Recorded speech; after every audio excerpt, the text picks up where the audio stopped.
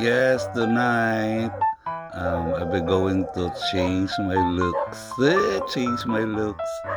And this is how.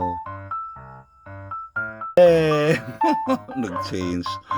Nag-change ko na kog looks pero nag-color ako, nag-bleach ako sa akong buhok.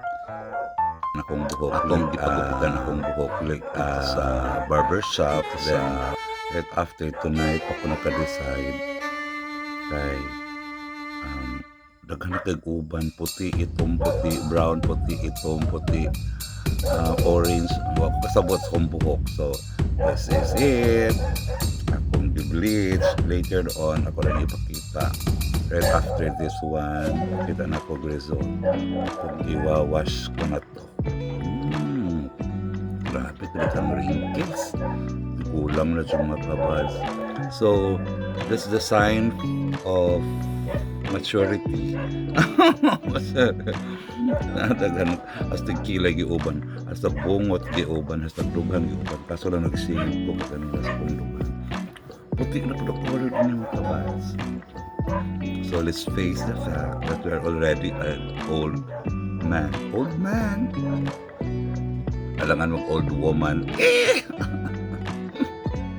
And 15 minutes later, ang kilay ay itom. Then afterward, 15 minutes later, again, before washing it out. O, di ba mga kabas? And now,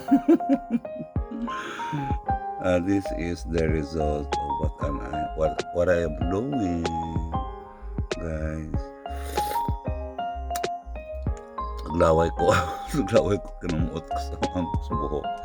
Nasa orange, nasa yellow, nasa something like white ang pod, di ba?